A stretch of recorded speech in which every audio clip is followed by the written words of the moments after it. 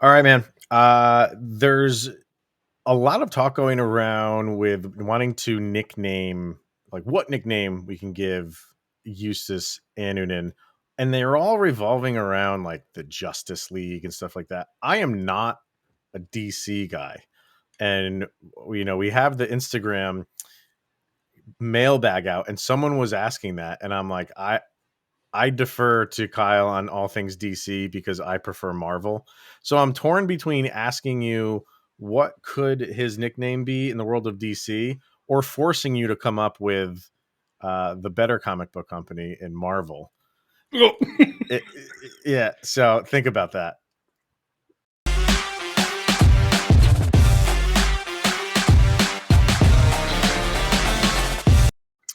What's going on, everybody? Welcome to the Locked On Avalanche podcast, part of the Locked On Podcast Network, your team every day. I am your host, Chris Maselli, and with me, as always, is Shaggy Von Doom himself, Mr. Kyle Sullivan. And thank you for making this your first listen of the day. That is always appreciated. And before we get into any of the specifics for today's episode, this episode is brought to you by Primal Origin Oils. If you got a beard, get Primal. Stop the itch and make your beard look healthy and groomed. Check out primaloriginoils.com to learn more about their full line of beard care products. Use the code LOCKEDON for 20% discount at checkout. So I asked you, Mr. Shaggy, if we're everybody wants to tag nicknames to players, and that is what it is. And everybody's seeming to want to find one for Anunin in the realm of DC and Justice League. And some people are like, well, that doesn't really fit because it's not really how you pronounce his name. But I get it in the same aspect. But I'm forcing you to come up with something Marvel because Marvel clearly is the better comic book company. So, and I know a lot of people are yelling at their radios or smartphones right now that is not the case. And DC is so much better. I'm a Marvel guy. Always have been, always will be. So, but I can't think of anything. Yeah. It's got me stuck in my head to give him a nickname, something comic book related. But I did see one about Metallica, like in Justice for All, which is kind of cool. Very cool.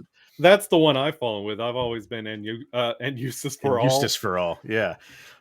So which I like that because it got me out of comic book mode. So, Yeah. But you said it before we went live. If Connor McGahey hasn't come up with anything yet, there's no official nickname for the guy. Yeah, it's one of those turn in your best ones, because I think in his first game, Mosier was trying so hard for the Justice League, but that's just not how you pronounce the man's name. No, and that's like a collection of guys, Yeah. of characters. It's not one dude, so it just doesn't make sense to me. I don't get it. But something I will think of something at 3:00 in the morning. Be like, oh, that's it. And then by the time I take like my morning shower, I will have forgotten it by then. So whatever. All I could come up with is Juicy Eustace. I don't know. Juicy juice. Use. Oh man. All right. Well, something will pop up. But until then, let's get this show on the road. First things first, follow the podcast over on Twitter, LOPN_Avalanche, on Instagram, Locked On Avalanche. Questions, comments, concerns, opinions to lockedonavalanche@gmail.com, and follow the show's YouTube channel over on YouTube. We're going to start off today by discussing the game tonight against the New York Rangers. As we are recording this, is it still 2-2? It is. Okay, so they're on a back-to-back. Well, they will be on a back-to-back, and going against the Blackhawks and then us. So they have some injuries. I don't know what their goalie situation is going to be. Shesterkin is out. He won't be around for another few days. So, and Georgiev is goaltending against the Blackhawks. Could he do a back-to-back? I mean, that is always possible. I don't know. But either way, that is going to benefit the Avalanche. You're either getting a goalie who is doing his second game in a row in as many days, or you're getting their third goalie, which for the life of me, I can't think of who it is. And as soon as someone says his name, I will remember it. I'll look it up. So there is a that's a plus for the Avs. You can you take those anytime you can get them. But overall, you're going up against a really, really good team, and they're firing on all cylinders. The Rangers are right now. They're a scary good team.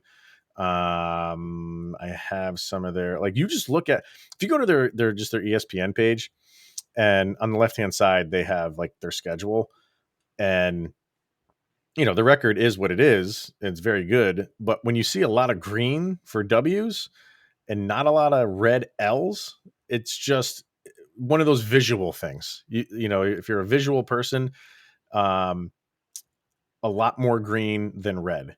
So they're just a good team. They're a very good defensive team. They're only allowing 2.4 goals a game. If you want to round that up, it's 2.48, so 2.5 goals a game, which is 5th in the league. Their power play is 10th in the league.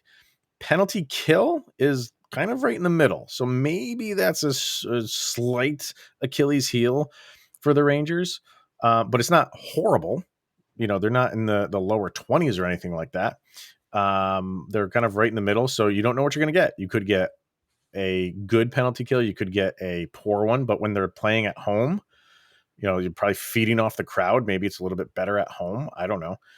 But like I said, you're going up against a very talented team that has a lot of skilled players on this roster. And that third string goalie for the New York Rangers is Adam Huska. Not who I was thinking. I don't know. Okay, I thought it was somebody else. But I don't know too much about him. Regardless, the Avalanche it could be a blessing and a curse catching them on the back of this back-to-back with Chicago. That game between Chicago and the Rangers already had some fireworks. So we don't know how that's going to affect the game going forward, and what they're going to do emotionally up against the Avalanche. It's hard to come back from a moment like that and that vicious hit. And on its face, you're getting Cale Makar and Adam Fox. So that's right. Yeah, and that's going to be a matchup for years to come, which is great because they're both very young defensemen. And the crappy thing is one plays in the East, one plays in the West, so you only get to see them match up against each other a couple times.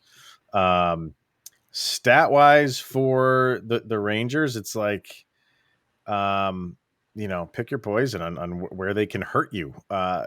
Kreider is having a season in terms of the goal department. 16 goals for him, which is 9 more than the second place player on the Rangers, who is Panarin, who I think scored tonight or last night, if you're listening to this on Wednesday. I think he did get a goal or he got a point. So maybe he's up to, he did get a goal. So he's up to 8 now. So, but Kreider, those 16 goals, you'd be like, okay, like, does he have as many or more assists? He only has 3. Shockingly enough, he only has 3 assists on the season. Panarin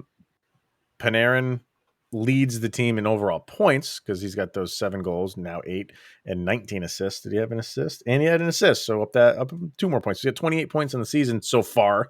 Still a third period to be played. And then third on their team is Adam Fox with 5 goals and 20 assists. So he's got 25 points on the season. So yeah, like we're saying, like, you're looking at this game as like a Makar and Fox duel, and that's totally legit. Both of these guys are young, exciting defensemen who produce on the offensive end as well. So from a viewer standpoint, it's kind of what you want to see. That's exciting to see.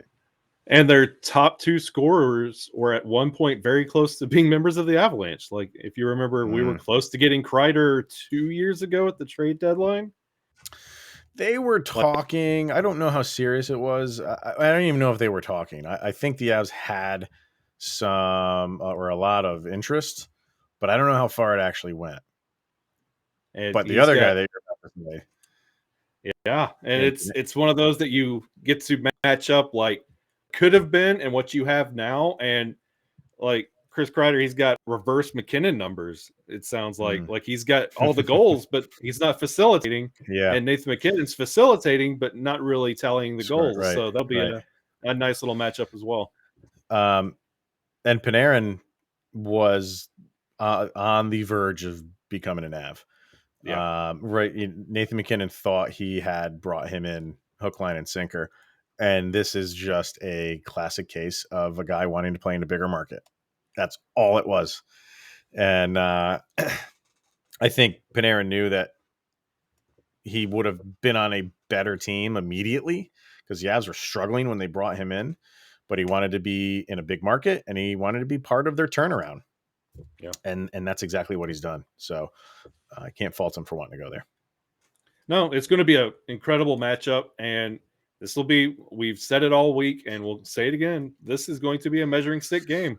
Like this team is lethal from every aspect of the ice. How the Avalanche can respond to that is going to be the true test. Yep. We'll see. I mean, we don't know what's going on. Well, we know that Byram's not going to be there because they sent him home. We don't know what's going on with Kemper. So we'll maybe get some info on that on Wednesday morning. As far as the Rangers go, we don't know who their goalie is going to be. So a couple questions going into the game, but not enough to really, I think, maybe if Kemper's there, that's a big, obviously a big boost for the Avs. Mm-hmm. For the Rangers, I think, the only question is who's going to start in goal. Other than that, nothing really changes for them. And you're still going to be going up against a solid team and a solid defensive team. Especially if this Ranger Blackhawk game stays knotted at 2, how long this game actually goes, and if that influences the back-to-back call at all. Good point. Yes, go to overtime, go to a shootout, wear the Rangers out as much as possible because we will take anything that we can get right now. So, all right. We put up on Instagram kind of a mailbag and got a good number of questions and some good ones. So we are going to go through those here in a second, but we are going to hear from, like I said in the beginning, Primal Origin Oils.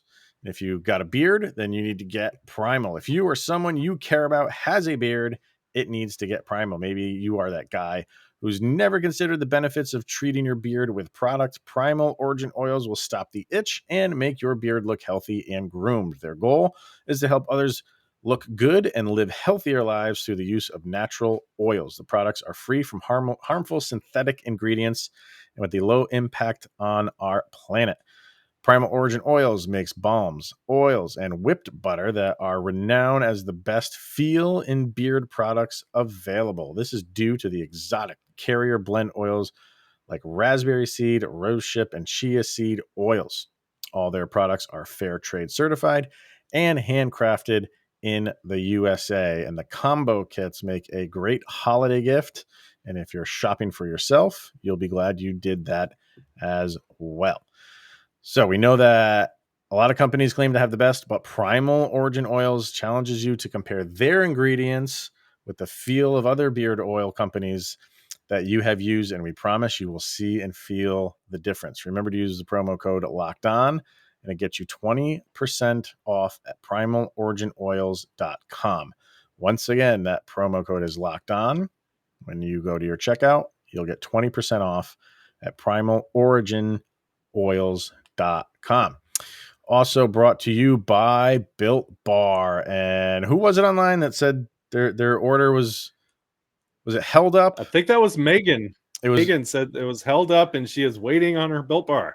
And she's having Built Bar withdrawal, I think. I don't know why it got. I think maybe just because shipping has been crazy. It's the holiday season and everything going on in the country right now. Like, you got to put your orders in for Built Bar so you get them on time to start your brand new workout regime and New Year's resolution regime. Start them now. Order now. And the holiday season is here. Grab the protein bar that tastes more like a candy bar, but it is not a candy bar. It is a Built Bar. And they are delicious. They are low in everything bad and high in everything good for you. So if you like those marshmallow ones, are you a marshmallow fan? Oh, yeah. Oh, yeah. Are you? See, I'm not the biggest marshmallow fan. And I've given these Built Bar Puffs a try, I can stomach them. I don't know why. I'm just not. It's a texture thing Ghostbusters for will me. do that to you. Yeah. Ghostbusters will scare you for marshmallows. Yeah. Stay Puffed is not my man. But if you like a marshmallow texture and flavor, they have these new Built Bar Puffs they're actually very, very good. Even if you don't like marshmallow like me, they're excellent. So go to built.com right now, use the promo code LOCKED15 and you get 15% off of your order. Once again, builtbar.com, use the promo code LOCKED15 for 15% off your order. All right, so we got some questions over on Instagram. And I'm going to load some up here and some really good ones. We'll do this like once a week. The day will change, will fluctuate depending on the Avalanche schedule, but we'll try to get these in like once a week. So I don't really know where to. Well, there's a good one that I left for last, but other than that, there's really no rhyme or reason to the order of these. But the very first one I did get was a Curtis McDermott question. So it's basically, why is McDermott playing? Or why did McDermott play in the last game? I don't know. I don't want to sit here and rag on the guy. That's just way too easy to do. But my problem with him is he doesn't add any value. He doesn't add any benefit. If he did things like threw his weight around or more than he does, he's a big dude. And the amount of hits he has is that ratio is way off for what he should have. So I just don't think he adds any benefit to this team where you have guys sitting on the sidelines that you can't, like, why put him for 5 or 6 minutes a game? Why do that? I think one day he had 10. Like that's his max, where you could bring somebody else in and give them 12, 13, 14 minutes a game and get much more production out of somebody else. I don't get why he's still there. And I think, honestly, I think that's a question that Bednar is asking himself. And I think that's why you see the minutes that he does. And I think when he does see ice time, it's for a very specialized role and a very specialized look, and they're evaluating him. Like, what exactly are we going to do with him? Is he NHL like time worthy? Are we wasting our time sending him down? Is this something we can use in a package come trade deadline? I think his role right now is basically evaluation. Like it's nothing. Like you say, there's nothing on the stat line, but no, he's not in the way. He's not a problem. He's not. Well, sometimes he is. Sometimes he's a big problem, and that's when the old school like Muppet Show, like the hook comes out and he gets pulled out of the game. And right, yeah. He either does something incredibly dumb and incredibly stupid, or nothing. He doesn't do anything good. There's never been a time where you're like, wow, what a move by McDermott. He's not that type of guy. I get it. If you want to be like, just be Nikita Zadorov, and he can't even be that, man.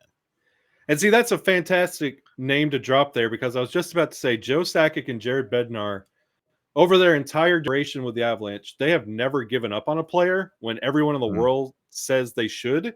I mean, you could see that, like Nichushkin, we were all laughing when we got him, but now look at where he is. They turned Zadorov into a player that he had a role, and he didn't find that in Calgary or Chicago or anywhere else he went. He had a specialized role in Colorado, and it worked. And I think they're still trying to figure that out with McDermott. I mean, if you're wanting to hold on to him for the trade deadline, I mean, we need a number 1 pick for next year. So maybe that's what they're holding out for. Curtis McDermott for a number 1 pick. Yeah. All right. Why do people actually think MacKinnon is the problem? The people who think Nathan MacKinnon is a problem, I don't know really what you're watching. So the way I responded to this question was, well, he's not living up to their lofty expectations, basically. And expectations for Nathan MacKinnon are you need to be at the top of the goal scoring sheet and the overall points sheet. And, you know, you're not supposed to have a bad game or a bad shift or anything. You are supposed to be the dominant force that you are day in and day out. And when you get off to I don't even want to say you're getting off to a sluggish start. all he is not doing is scoring goals. Everything else is regular, typical Nathan MacKinnon, and he's got 17 points over 12 games. I will take that.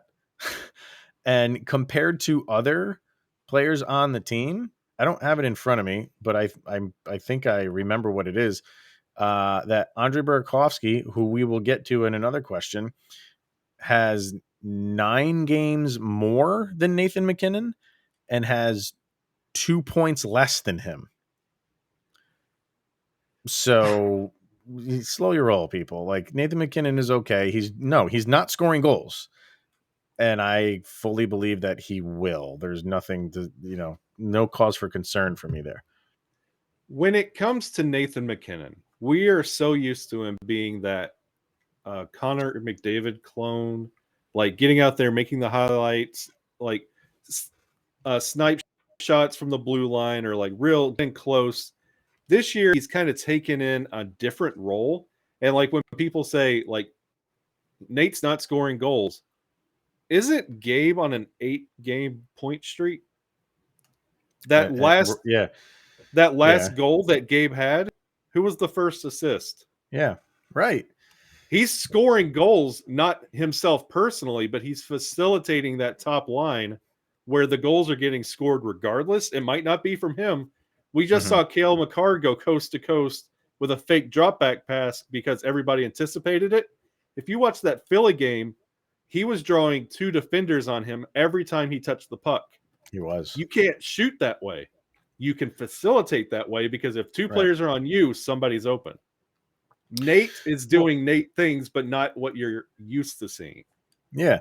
And he still managed 8 shots on goal. Yeah. With them targeting him all of the game, putting 2 defenders on him. Like, yeah, he needs to figure out new ways to score because, he's not a secret anymore. He hasn't been for a few years now.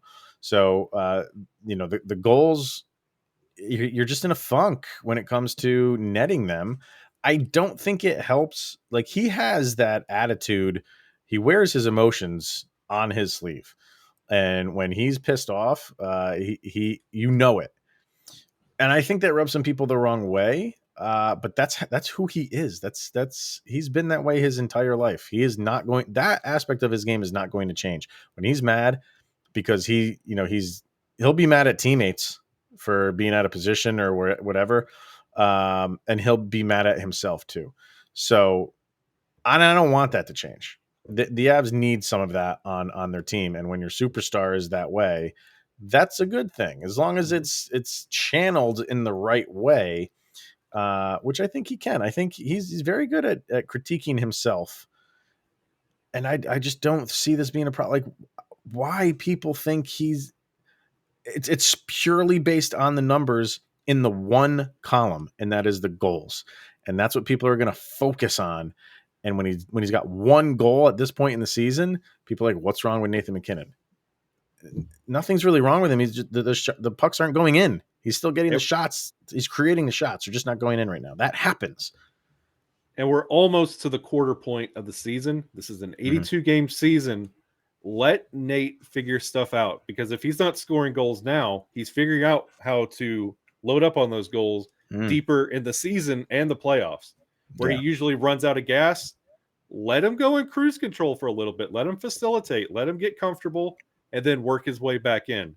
Let's not start panicking yet. This is a long season. I know it's been a while since we had one of these, but it's a long season, I tell you.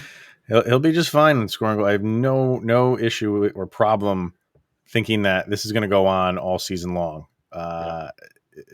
He'll be okay. But like we said, like, he's figuring it out in other ways, and to have 16 assists, that's fine, because that's helping teammates score. Yep. And in the end, that's helping the Avalanche score. So let's hear from BetOnline, and then we'll continue these question and answer things. So BetOnline has you covered for all of this season's prop bets, odds, and lines than ever before as the football season continues to march towards the playoffs.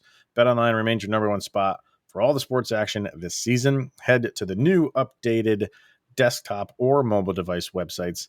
And sign up today to receive your 50% welcome bonus on your first deposit. Just use the promo code Locked On to receive your bonus. From basketball, football, hockey, boxing, UFC, right to your favorite Vegas casino games. Don't wait to take advantage of all the amazing offers available for the 2021 season. BetOnline is the fastest and easiest way to bet on all of your favorite sports, and it's where the game starts. That's betonline.ag. Okay, so continuing on with questions brought up through Instagram. Trophies were, I like talking about these all throughout the season. What trophies are Avs players taking home this year? My response was, I think Makar, as the season is going on, he is just going to distance himself. And not to say that those, Adam Fox will be there. Hedman will probably be there. Your regulars will probably be there. I just think if Makar can stay healthy and continue playing the way he's playing, I think this is going to be an open and shut case. I think Makar will have the Norris on lockdown. I also think that Chuskin should get more consideration for the Selke.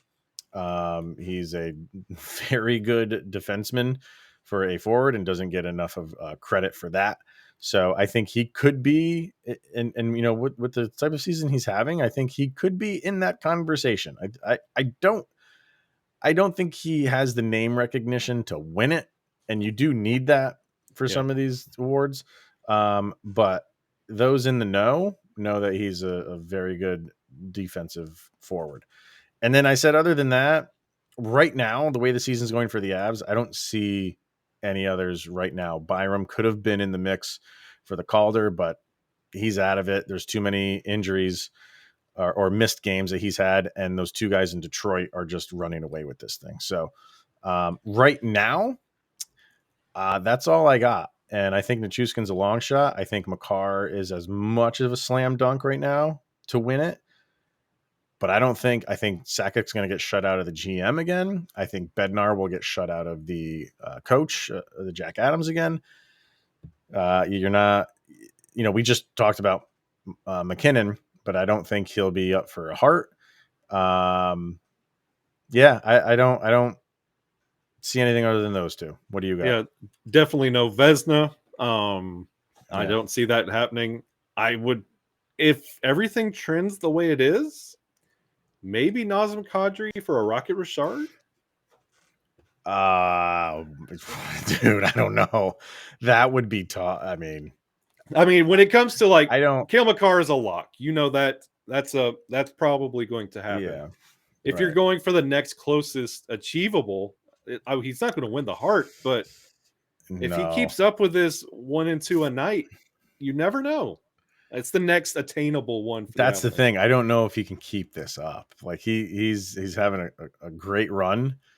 Is he the type of guy that can keep it up? I don't know. I mean, you always have those two-headed monsters of Draisaitl and McDavid above you, and I can't. I mean, if that happens, good Lord, that's that is the whoever put money down on that at the beginning of the season is retiring the next day if Nazem Kadri wins the Rocket Richard. I don't know about that one. That's the next attainable one, I thought. But if you believe me that Nas could do it, betonline.ag. Okay.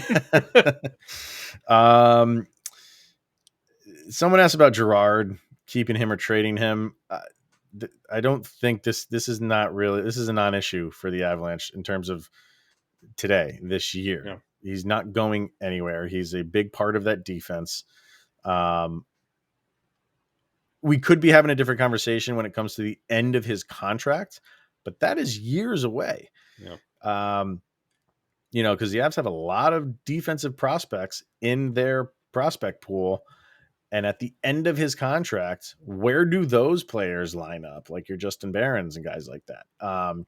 If those guys are commanding more ice time and you're getting to the end of Girard's contract and you don't feel like, the numbers don't match up for him to re-up, there's a lot to happen between now and then. And especially just how Girard is playing for the duration of that contract. If he's lived up to that contract, Avs extend him. If he hasn't, maybe the Avs try to trade him to get some value for him but that is down the road.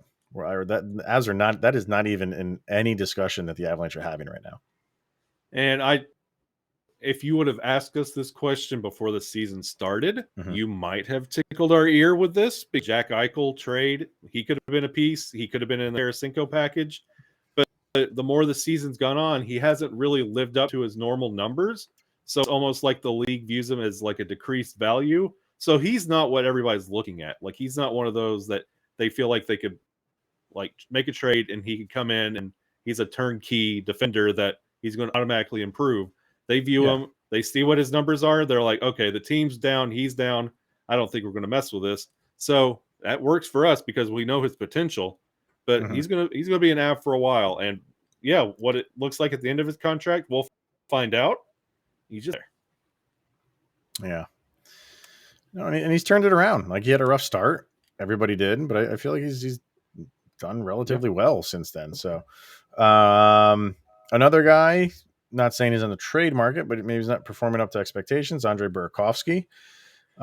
This person asked, do you feel that Burakovsky has reached his ceiling, and do you see any potential improvement in his skill/game?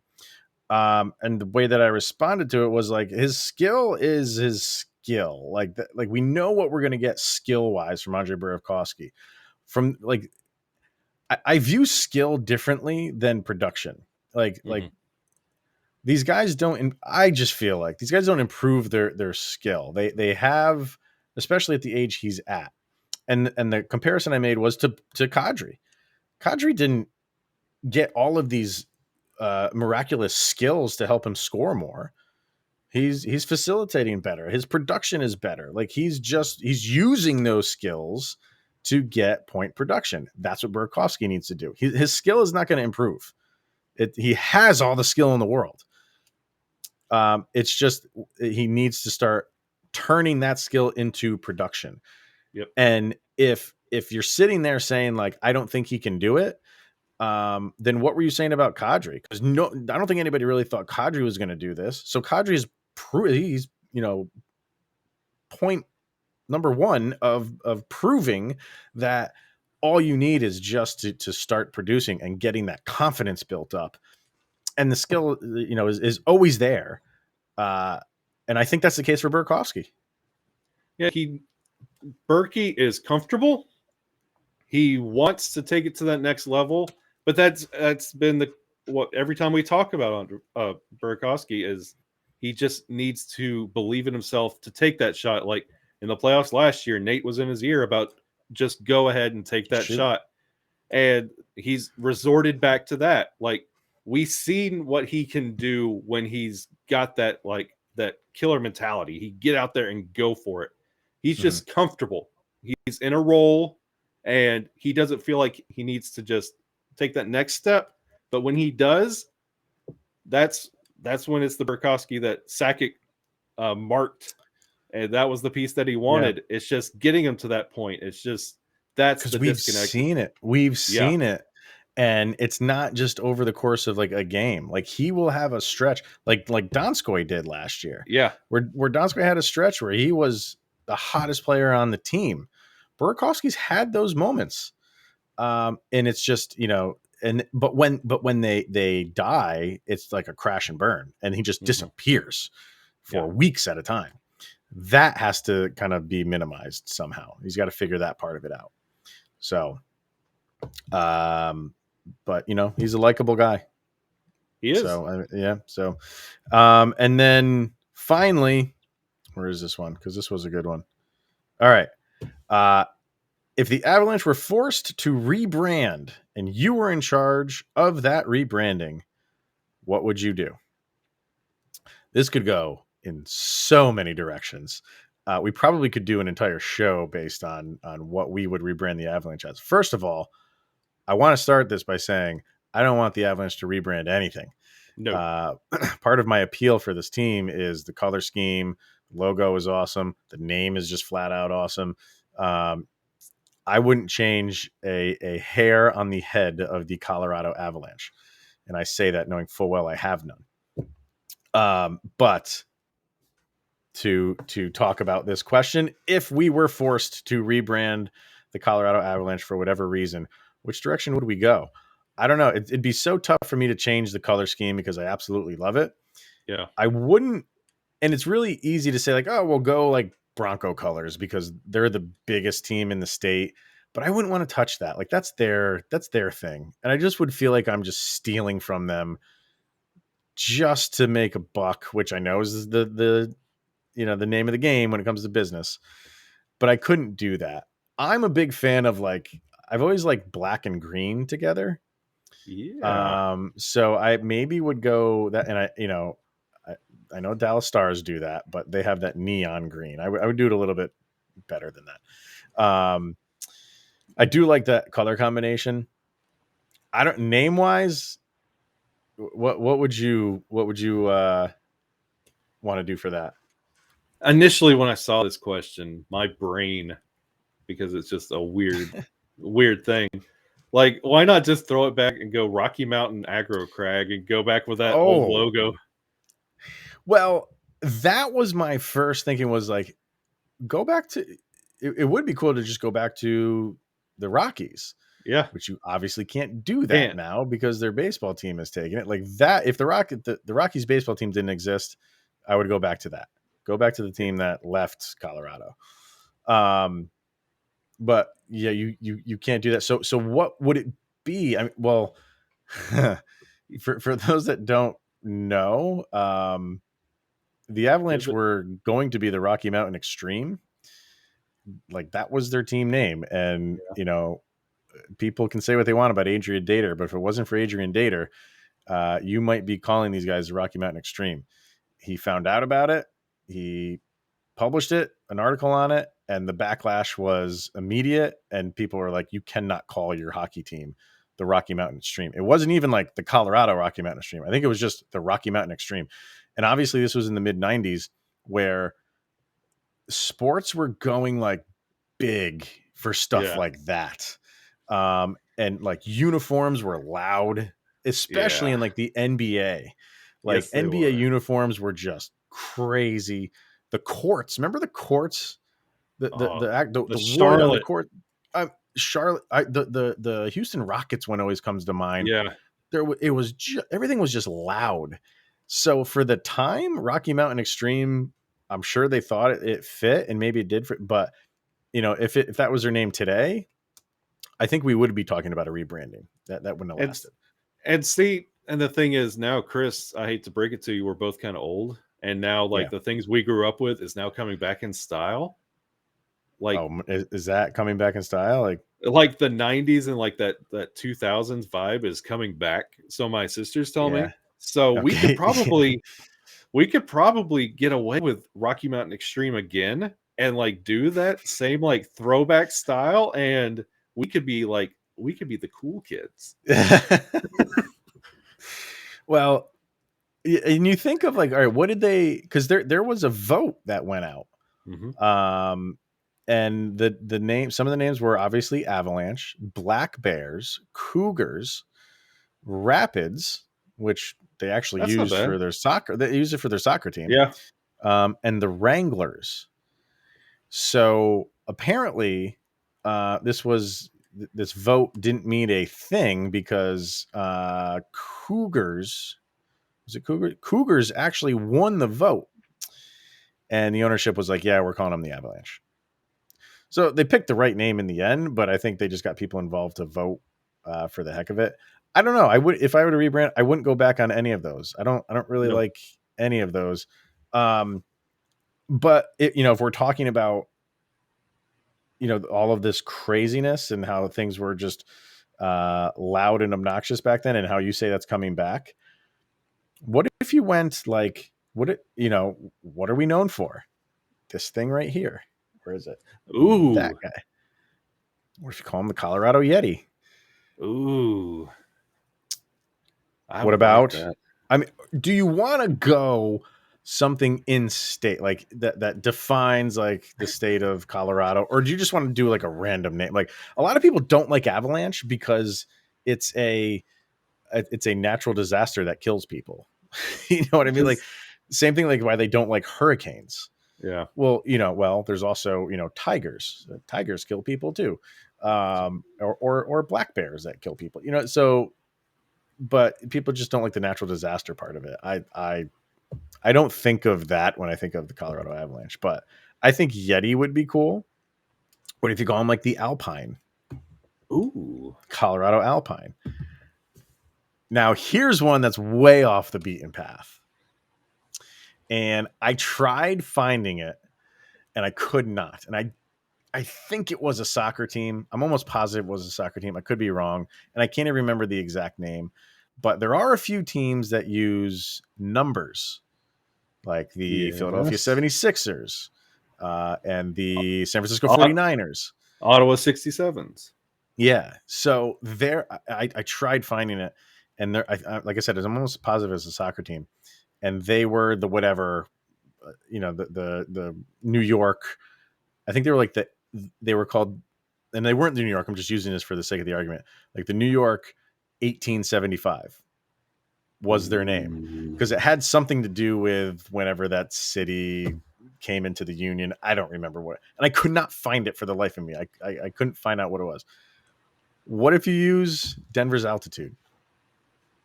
I was thinking about that. And you call them the Denver 5280.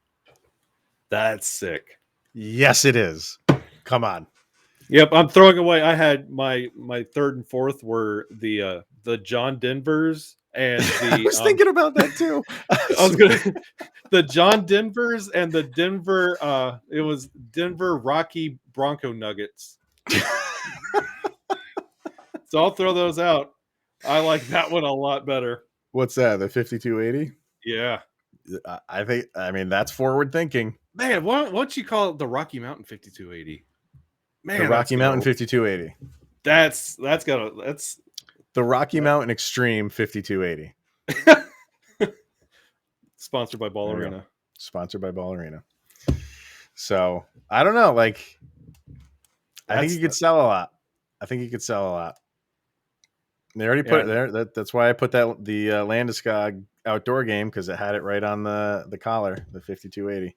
Yeah, and you could go back to the Yeti foot and do like that green and the black, and then just throw it back to that old Rockies blue that we had. You could do that. Like that. Yeah, that could be your. Oh, hello, Mr. Cronky. I like it. Yes, let's do this.